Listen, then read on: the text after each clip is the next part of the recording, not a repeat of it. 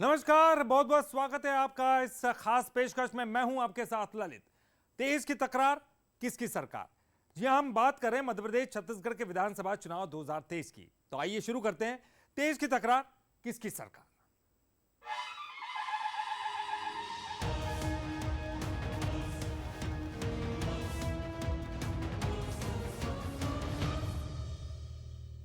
नई संसद के श्री गणेश के साथ ही मोदी सरकार ने महिला आरक्षण बिल पेश कर दिया, जिसका सीधा असर 2023 और 24 के चुनाव में देखने को मिल सकता है।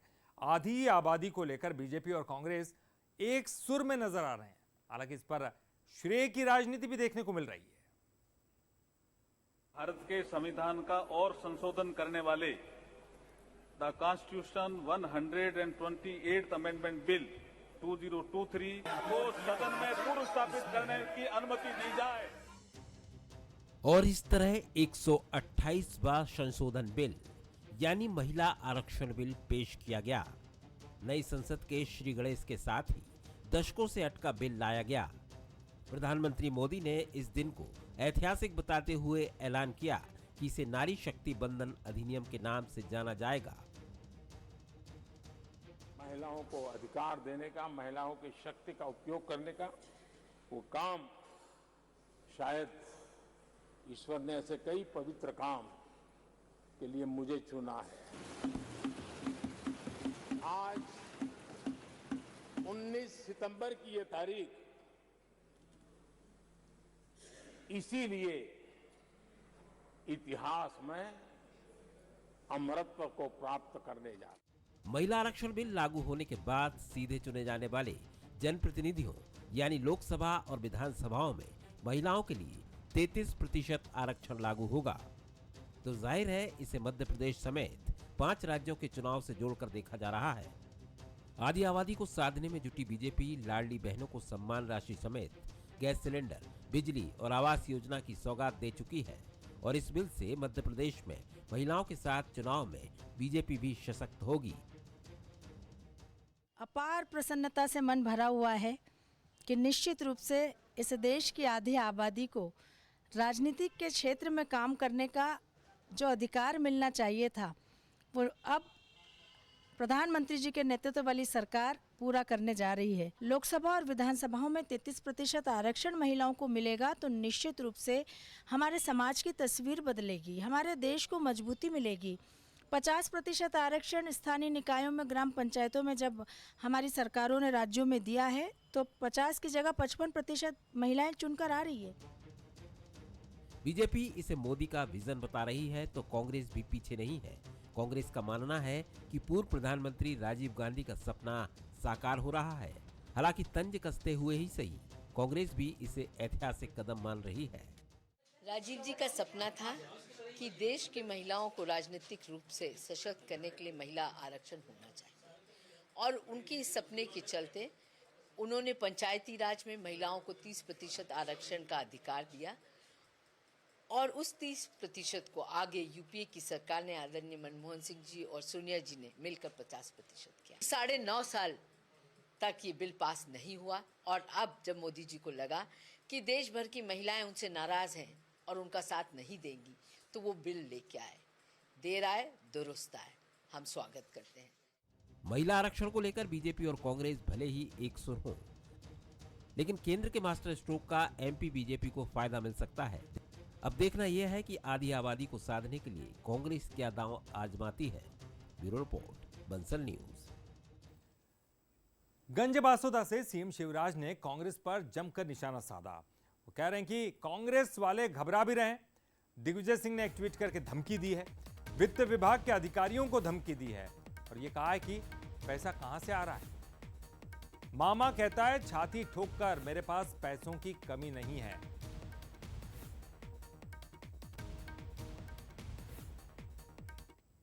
इस वाले घबरा भी रहे हैं और खींच भी रहे हैं। आज दिग्विजय सिंह ने ट्वीट किया, एक ट्वीट, और धमकी दी वित्त विभाग के अधिकारियों को। बोले पैसा कहां से आ रहा है, ये पैसा कहां से कहां आ रहा है। मेरी बहनों, जब कमलनाथ 1.25 साल मुख्यमंत्री थे तो रोते ही रहते थे, मैं क्या करूं, मेरे पास पैसे ही नहीं है, मैं क्या करूं, मेरे पास पैसे ही नहीं है। तो सुन ले कांग्रेस वालों, तुम रोते थे, तुम कहते थे हमारे पास पैसे ही नहीं है। मामा कहता है छाती ठोक के, मेरे पास पैसे की कोई कमी नहीं है जनता के लिए। अरे ये तो काम बहुत आसान है, मुख्यमंत्री की कुर्सी पे बैठ के तो हम क्या कर रहे हैं, पैसा ही नहीं है तो उतर जाओ कुर्सी से, काय को बैठे हो। जनता को सुविधा नहीं देते और इसलिए तो उतर गए बीच में। एक तरफ तो बीजेपी की जन आशीर्वाद यात्रा चल रही तो दूसरी तरफ कांग्रेस की जन आक्रोश यात्रा की शुरुआत हुई।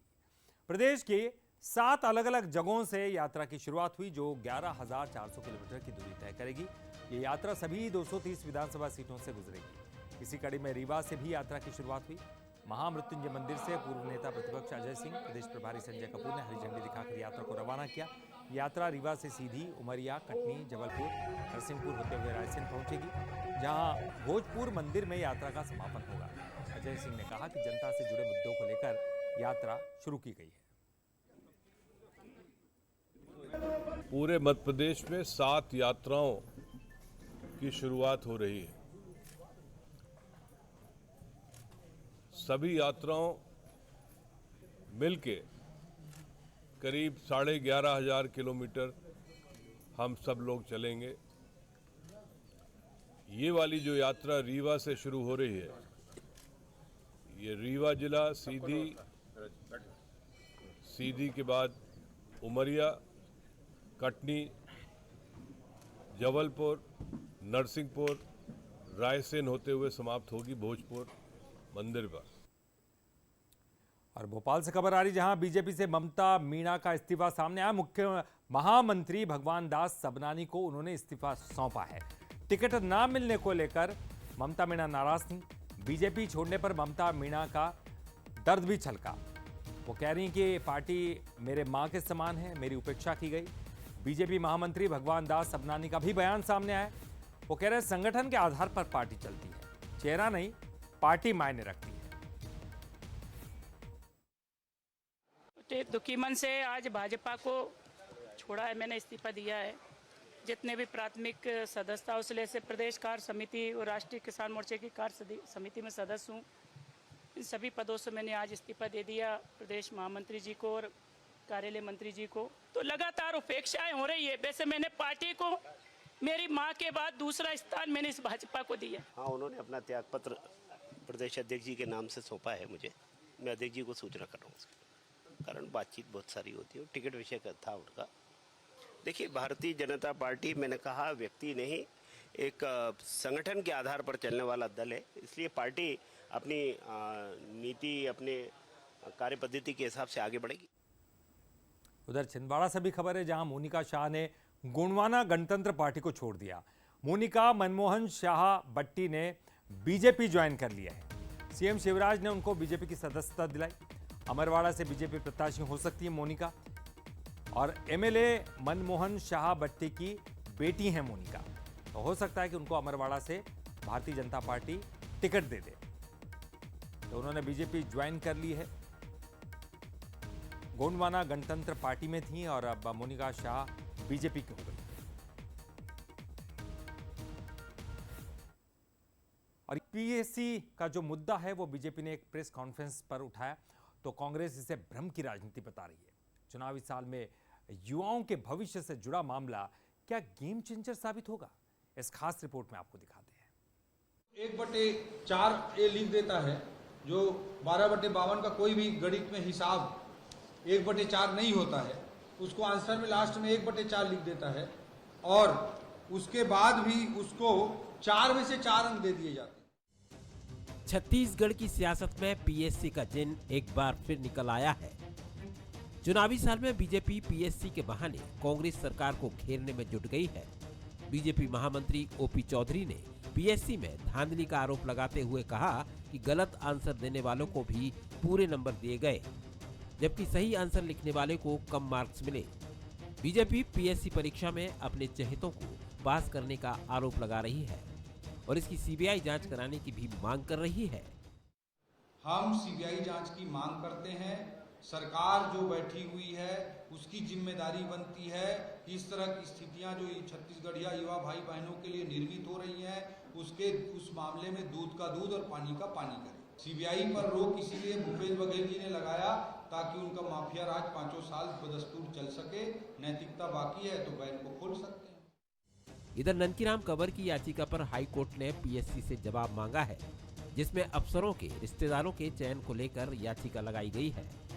इसके पहले भी बीजेपी ने पीएससी की सीट पर बोली लगाने के आरोप लगाए थे, जिसके बाद सीएम भूपेश ने जांच कराने की बात कहते हुए कहा था कि चुने गए बच्चे राजनीतिक और ब्यूरोक्रेट्स परिवार के हैं, ये कोई अपराध नहीं है। अब एक बार फिर मामले ने तूल पकड़ा तो कांग्रेस इसे भ्रम फैलाने की राजनीति करार दे रही है। गड़बड़ी पीएससी में नहीं है, गड़बड़ी भारतीय जनता पार्टी के नेताओं के दिमाग में है। दरअसल उनके पास मुद्दे नहीं हैं और ये मुद्दों के दिवालियेपन में अब राज्य की सबसे विश्वसनीय संस्था जो युवाओं के सपनों को साकार करती है, राज्य लोक सेवा आयोग की परीक्षाओं पे भी ये सवाल खड़ा कर रहे हैं। आपके पास में एक भी तथ्यात्मक तर्क नहीं है, आपके पास में गड़बड़ी के कोई सबूत नहीं है, फिर आप पीएससी जैसी संस्था की विश्वसनीयता पे सवाल खड़ा करके कहीं न कहीं अपनी राजनीति को चमकाने का प्रयास कर रहे हैं। इसके पहले भी भारतीय जनता पार्टी ने कांग्रेस इस मामले को लेकर क्या एक्शन लेती है और विपक्ष इस पर सरकार को कैसे घेरती है, ये तो जल्द पता चल जाएगा। लेकिन सियासत से इतर मामला युवाओं के भविष्य से जुड़ा है, तो चुनावी साल में युवा वोटर का तबका गेम चेंजर साबित हो सकता है। Bureau report, Kansal news. 23 के लिहाज से 21 सितंबर छत्तीसगढ़ के लिए बड़ा सियासी दिन साबित होने वाला है। ये वो दिन है जब एक ही जगह दोनों ही पार्टियां अपनी ताकत दिखाती नजर आएंगी और सियासत का अखाड़ा बनेगा दुर्ग संभाग। भिलाई में जहां कांग्रेस महिला सम्मेलन करने जा रही है, तो ठीक उसी दिन पाटन में बीजेपी की परिवर्तन यात्रा पहुंचने वाली है और एक ही दिन होने वाले इन दोनों सियासी कार्यक्रमों को लेकर सियासत भी अब जोर पकड़ते नजर आ रही है। दुर्ग में मचेगा सियासी संग्राम।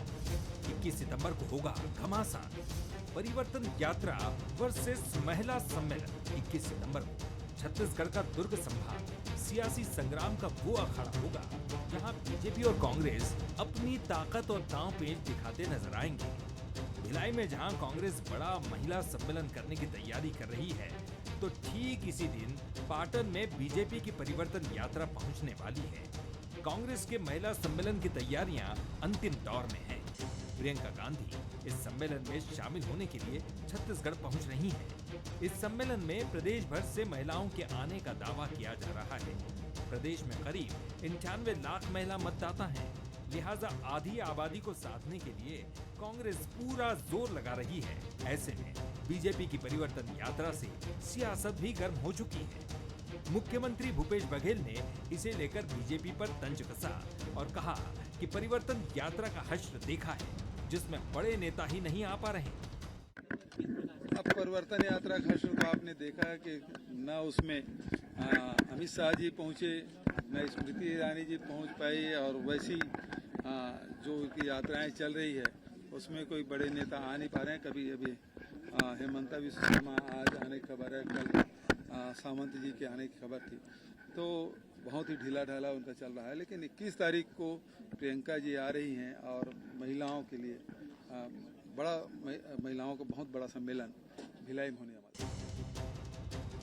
इधर बीजेपी भी परिवर्तन यात्रा की पूरी तैयारी में है। पाटन सीट प्रदेश और बीजेपी के लिए बेहद खास है। ये वही सीट है जहां से सीएम भूपेश बघेल चुने जाते हैं और सीएम भूपेश बघेल को घेरने के लिए बीजेपी ने पहली ही सूची में यहां से विजय बघेल को उम्मीदवार बनाया है। और अब भिलाई में कांग्रेस सम्मेलन के दिन ही परिवर्तन यात्रा कर एक बार फिर कांग्रेस को परेशानी में डालने की कोशिश की है। बीजेपी महामंत्री केदार कश्यप ने तो यहां तक कह दिया कि परिवर्तन यात्रा से भूपेश बघेल डर चुके हैं। वहीं प्रियंका गांधी के दौरे पर तंज कसते हुए कहा कि एक बार फिर छत्तीसगढ़ से प्रियंका गांधी को लॉन्च करने की तैयारी चल रही है। प्रियंका वाड्रा को लाने का काम भूपेश बघेल कर रहे हैं। इस परिवर्तन यात्रा से भूपेश बघेल जी डर चुके हैं और उसके कारण से प्रियंका वाड्रा को यहाँ फिर से छत्तीसगढ़ में लॉन्चिंग करने की तैयारी चल रही है। इससे पहले राहुल गांधी को लॉन्चिंग किया और झूठ बोल के सरकार बनाया। अब प्रियंका वाड्रा आई है तो हो सकता है होली वाटर लेकर चलते हैं, वो झूठ बोल करके सरकार बनाने के लिए घोषणा कुछ वादे करें। 21 सितंबर को छत्तीसगढ़ का दुर्ग संभाग सियासत का हॉट सेंटर होगा। भिलाई में जहां कांग्रेस हुंकार भरती नजर आएगी, तो पाटन में बीजेपी शक्ति प्रदर्शन करती दिखेगी। असर किसका होगा ये तो नतीजे ही बताएंगे, लेकिन सियासत के लिहाज से ये दिन बेहद खास होगा। गौरव शुक्ला, बंसल न्यूज, रायपुर। छत्तीसगढ़ में रेल यात्रियों की परेशानी कम होने का नाम नहीं ले रही। दक्षिण पूर्व मध्य रेलवे ने 24 ट्रेनों को रद्द कर दिया है। गणेश चतुर्थी पर ट्रेनों के रद्द होने से यात्रियों की समस्याएं बढ़ गई हैं। वहीं इस मसले पर सियासत भी अब तेज होती नजर आ रही है। छत्तीसगढ़ में रद्द होती ट्रेनें अब बड़ा सियासी मुद्दा बनती जा रही है। एक बार फिर रेलवे ने 19 सितंबर से लेकर 6 अक्टूबर तक करीब 24 ट्रेनों को रद्द कर दिया है। त्योहारों का सीजन होने से यात्री परेशान हैं, वहीं चुनावी सीजन होने से सियासत भी जमकर हो रही है। बीते दिनों कांग्रेस ने रेल रोको आंदोलन भी किया, लेकिन ट्रेन रद्द होने का सिलसिला जारी है, जिसे लेकर मुख्यमंत्री भूपेश बघेल केंद्र सरकार को जमकर घेर रहे हैं। प्रधानमंत्री जी रेल कॉरिडोर के उद्घाटन करने आए, लेकिन यात्रियों के लिए नहीं बल्कि अडानी के कोयला ढुलाने के लिए वो कॉरिडोर के उद्घाटन करने आए थे। और अभी भी लगातार यहाँ से जो सामान है उसी ढुलाने के लिए काम कर रहे हैं। यात्रियों के सारे ट्रेन रद्द हो रहे हैं। कांग्रेस पार्टी ने इसका आंदोलन किया है, फिर भी सरकार के कान में जू तक नहीं रेंग रही। कांग्रेस केंद्र सरकार को घेर रही है तो बीजेपी भी पलटवार कर रही है। प्रदेश महामंत्री ओपी चौधरी का कहना है कि केंद्र सरकार ट्रेनों की व्यवस्था को बेहतर करने के लिए लगातार काम कर रही है। कांग्रेस ने 50 साल तक रेलवे के लिए कुछ काम नहीं किया। मोदी सरकार रेलवे की व्यवस्था को बेहतर करने का काम कर रही है। ट्रेन व्यवस्था को सुचारू करने के लिए भारत सरकार का रेल मंत्रालय लगातार प्रयासरत है। बट मैं ये कहना चाहूंगा कि जो अधोसंरचना विकास है उसके लिए आजादी के बाद तक 50 सालों में जो काम कांग्रेस ने नहीं किया है उसको द्रुत गति से करने का काम भारतीय जनता पार्टी के केंद्र की सरकार, मोदी जी की सरकार कर रही है। उसके कारण कुछ समय के लिए तात्कालिक दिक्कतें आ रही हैं। कांग्रेस ने 50 साल तक कुछ किया नहीं। आज अधोसंरचना विकास, इलेक्ट्रिफिकेशन, अलग लाइनें बिछाने का काम हो रहा है, तो उसमें कुछ दिक्कतें आ रही हैं, लेकिन अभी जो ट्रेनों के ऑपरेशन को भी जल्द ही सुचारू करने का प्रयास रेल मंत्रालय कर। ट्रेनों का रद्द होना वैसे तो इंफ्रास्ट्रक्चर डेवलपमेंट और यार्ड रिमॉडलिंग की वजह से हो रहा है, लेकिन मौका चुनाव का है तो हर मुद्दे पर सियासत हो रही है। लेकिन ये सियासत कब तक जारी रहेगी ये देखना दिलचस्प होगा। गौरव शुक्ला, बंसल न्यूज, रायपुर। और तेज की तकरार किसकी सरकार में, फिलहाल के लिए इतना ही। बंसल न्यूज पर खबरों का सिलसिला लगातार जारी है।